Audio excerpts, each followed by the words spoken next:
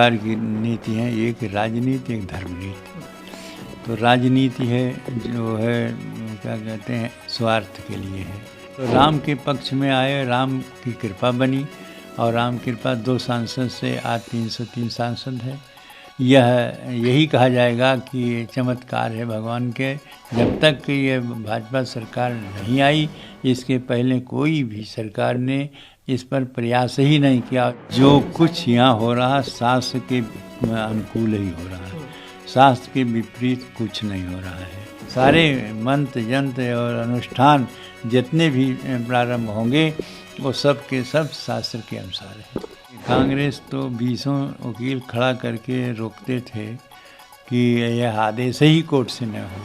वो चाहते तो यह शुरू में जब देश स्वतंत्र हुआ तभी यह राम जन्मभूमि स्वतंत्र हो जाती है। हमेशा ही प्रभु श्री राम को कहीं ना कहीं राजनेताओं ने राजनीति का केंद्र बिंदु बना दिया। कई जिस तरीके से बयानबाजी निकलकर सामने आती है, अब जो पार्टियां हैं यानी कि विपक्षी पार्टियां, उनका ये कहना है कि जो सरकार में है यानी कि बीजेपी अभी कुटिलता की राजनीति कर रही है।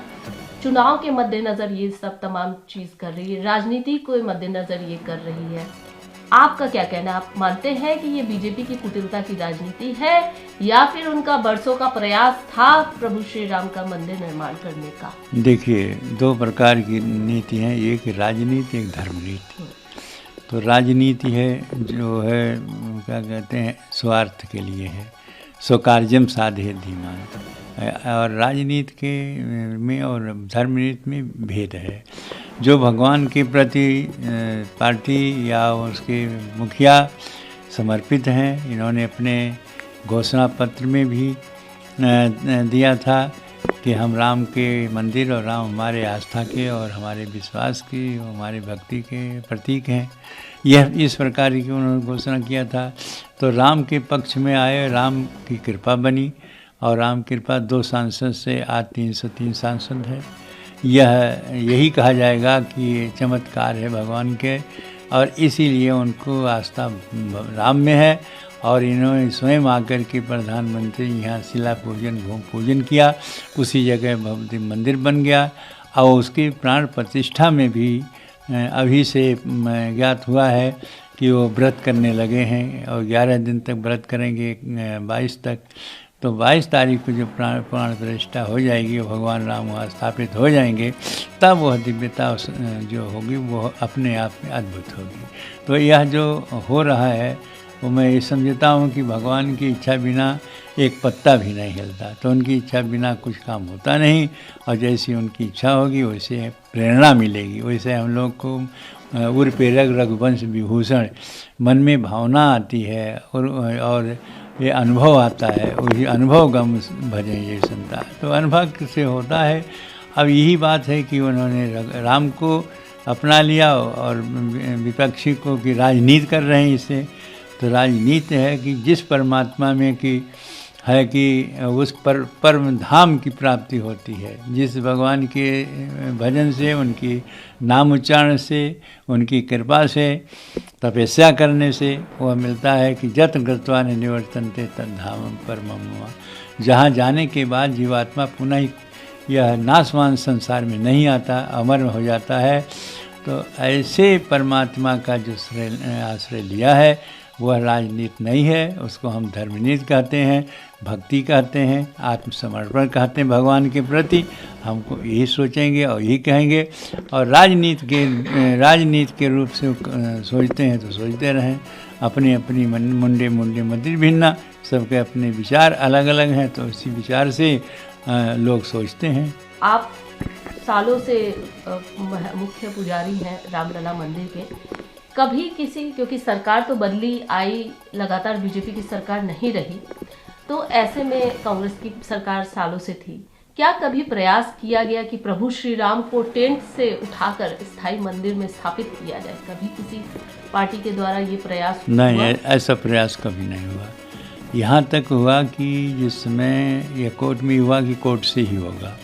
जब ये प्रधानमंत्री बन गए और जोगी मुख्यमंत्री बने, तब एक प्रयास किया जाए कि आप अध्यादेश लावें राम मंदिर के लिए, अयोध्यादेश से घोषित करते हैं कि ये राम का मंदिर है, यहाँ राम मंदिर बने, लेकिन साफ शब्दों में इनकार कर दिए यह प्रधानमंत्री जी कि नहीं, जो होगा कोर्ट से होगा। और उसमें भाव ये रहा कि यदि अध्यादेश आएगा तो फिर कोर्ट में चले जाएंगे लोग, इसीलिए वो ऐसा कहे। फिर कोर्ट से ही सुनवाई शुरू हुआ और 40 दिन प्रतिदिन सुनवाई होने के बाद में दोनों पक्षों के सबूत को एकत्रित किया गया। जो जो अपना दलील दिए उसको कोर्ट ने सुना और खुदाई हुई थी उसके पहले, और जो सबूत के रूप में मिला था कि हाँ इसको मंदिर को तोड़ करके मस्जिद बनी, यह भी सबूत मिला। तो सारे सबूत को देखते हुए कोर्ट ने आदेश दिया कि यहाँ रामलला विराजमान हैं, और यही रामलला हमारे विराजमान थे, रामलला विराजमान हैं, वही राम की जन्मभूमि है, और राम की जन्मभूमि में के पक्ष में कोर्ट ने आदेश दे दिया है। ये तो बीजेपी का प्रयास रहा, वो आप जो कह रहे हैं, जैसे अन्य पार्टियों ने कोई प्रयास नहीं, कभी कोई पार्टी कभी नाम भी नहीं लिया, न कोई दर्शन करने को वहाँ गए कि हाँ गए हों कोई। यद्यपि वहाँ आते थे, लेकिन कुछ लोग आए तो हनुमानगढ़ी तक चले गए, लेकिन वहाँ तक कोई नहीं गया। तो यह उपेक्षा 28 वर्ष तक रही, जब तक ये भाजपा सरकार नहीं आई।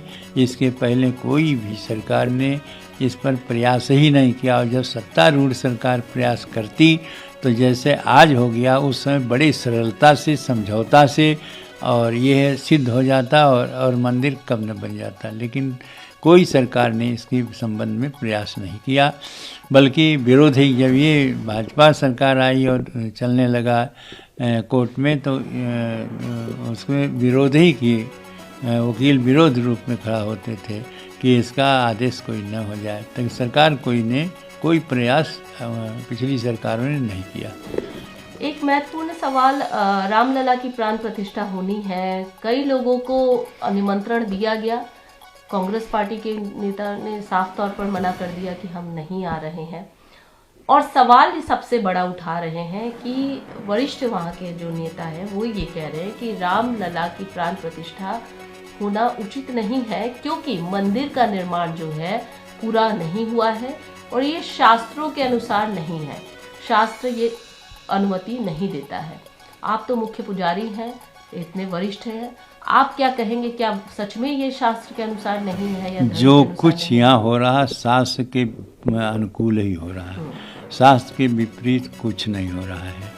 और जितने भाग में रामलला को स्थापित करना है उतने भाग बन गया है, और उनका सिंहासन बन गया है, उनके भवन बन गए हैं, उनके जो होता है वो ऊपर गुम्बज वो भी बन गया है, सारी व्यवस्थाएं हो गई। आप दूर से देखें चाहे नज़दीक से देखें, पूर्णतया व्यवस्थित हो चुका है धरातल। एक भाग 3 भाग में बनना है, तो एक भाग जब पूरा हो गया है और उसके जो पूजा पाठ जो जिस प्रकार से होगी वो सब संपन्न होगा, तो इस प्रकार के सोचना और ऐसा कहना कि अधूरा है, अधूरा नहीं है। जो भाग में रामलला का प्राण प्रतिष्ठा होगी और स्थापित होंगे वो पूर्णतया व्यवस्थित हो गया, बन के तैयार हो गया है, इसलिए शास्त्र सम्मत है, शास्त्र के विपरीत नहीं है। और यह जो कह रहे हैं कि बहाना बनाना है न आने के लिए कि शास्त्र सम्मत नहीं है इसलिए हम नहीं जाएंगे, और शास्त्र के अनुकूल ही जितने भी कार्य हो रहे हैं वो शास्त्र के अनुकूल और शास्त्र ही प्रमाण है, और सारे मंत्र यंत्र और अनुष्ठान जितने भी प्रारंभ होंगे वो सब के सब शास्त्र के अनुसार है। एक प्रश्न ये भी उठाया जा रहा है कि 4 शंकराचार्य हैं, उन्होंने वो आ नहीं रहे हैं रामलला प्राण प्रतिष्ठा में, उनको निमंत्रण मिला है। इस पे भी सवाल उठ रहे हैं कि रामलला की प्राण प्रतिष्ठा, वही मंदिर पूरा निर्माण नहीं हुआ है, यही वजह है, धर्मों के विहीन है, शास्त्रों के विहीन है, यही वजह है कि वो लोग नहीं आ रहे। ये नेताओं का कहना है, कांग्रेस के लीडर इस तरीके के बयान दे रहे हैं। क्या शंकराचार्यों जो है वो उनका न आना ये प्रश्न उठाता है? नहीं है, वो ये प्रश्न नहीं उठाता, क्योंकि मंदिर की व्यवस्था जो होती है वो अपने आप में बन गई है। अब उनको इस विषय में कोई ज्ञान नहीं दिया, बताया नहीं कि नहीं एक भाग बन गया है उसमें कोई अधूरा नहीं है, और दूसरे भाग में रामलला तो पधराएंगे नहीं, तो ऐसी स्थिति में उनके जो विचार हैं वो अपने विचार हैं, शंकराचार्य हैं, और उनके जो विचार को हम कोई खंडन न विरोध नहीं करते हैं। अब उनकी इच्छा नहीं है और जिस रूप में कह रहे हैं उस रूप में उनकी दृष्टि में ये अधूरा है, तो अधूरा मान करके वो नहीं आएंगे। शंकराचार्य उनका ये वक्तव्य नहीं है, ये कांग्रेस के जो कुछ नेता है वो अपने आधार पर बता रहे हैं कि ये वजह हो सकती है कि वो नहीं आ रहे हैं। देखिए, कांग्रेस तो 20 वकील खड़ा करके रोकते थे कि यह आदेश ही कोर्ट से न हो, तो कांग्रेस की बात अलग है। उन्होंने वो चाहते तो यह शुरू में जब देश स्वतंत्र हुआ तभी यह राम जन्मभूमि स्वतंत्र हो जाती और यह भी समाधान हो जाता है, लेकिन उन लोगों ने कभी प्रयास नहीं किया। अब आरोप लगाएं, आरोप प्रत्यारोप लगाते रहें, लेकिन कार्य जिस रूप में चल रहा है उसी रूप में प्राण प्रतिष्ठा होगी और उसी रूप में भगवान रामलला अपने गर्भगृह में स्थापित होंगे। लेकिन जबकि देखिए, कांची कामकोठी मठ के शंकराचार्य हैं, उन्होंने कल रात को ही एक वो किया है, ऐलान किया है कि राम मंदिर की प्राण प्रतिष्ठा के लिए काशी की यज्ञशाला में 40 दिन तक विशेष पूजा का आयोजन किया जाएगा। उन्होंने सराहा भी है प्रधानमंत्री जी के इस कार्य को जिस तरीके से आगे बढ़ा रहे हैं। साफ तरीके से उन्होंने अपनी बात रखी है।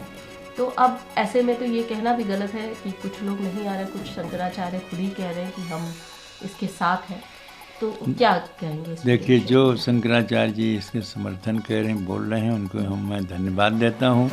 और वो सोच विचार के कर रहे हैं और सारी परिस्थिति को जानते हैं। भगवान राम के प्रति उनके श्रद्धा है, विश्वास है, और जो नहीं कर रहे हैं वो अपने विचार में हैं, अपने विचार से कर रहे हैं।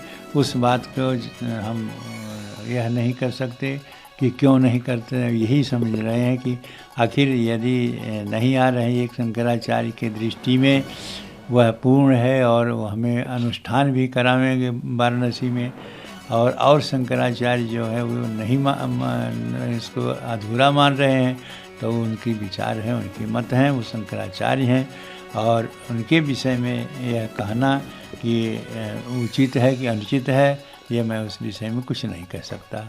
एक अंतिम सवाल, कई लोग आ रहे हैं, कई लोग नहीं आ रहे हैं, खासकर राजनीतिक पार्टियों की बात करें। आप मुख्य पुजारी हैं राम मंदिर के, आप सबसे क्या आग्रह करेंगे, सबको क्या कहना चाहेंगे?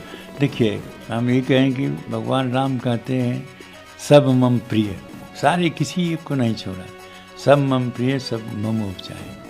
तो हम जिस प्रकार से भगवान स्वयं कहते हैं कि जितने भी हैं सब हमारे प्रिय हैं, तो हमको भी चाहिए कि हम राम के लिए प्रिय हैं, तो राम हमारे लिए प्रिय हैं। और इस कार्य में यह शुभ काम है, इसमें सभी को जिसको निमंत्रण मिला है नहीं मिला है, क्योंकि यह ज़रूरी नहीं है कि सभी को निमंत्रण मिल जाए, सभी को आना चाहिए, सबको आना चाहिए। मान लिया कि प्राण प्रतिष्ठा में नहीं आते हैं, तब भी उनको दर्शन करना चाहिए, क्योंकि भगवान की स्वयं यह उक्ति है कि हमारे सब हैं और सब हमको प्रिय हैं। तो प्रिय होने के कारण से, और भगवान जब राम ऐसे कहते हैं, तो हमको चाहिए कि उसी रूप में उनका सम्मान और उनके कार्यों में पूर्णतया सहयोग देना चाहिए, और उसमें दर्शन और जो भी कार्य संपन्न होंगे उसमें सहभागी बने। न सहभागी बन सकते हैं तो विरोध भी न करें।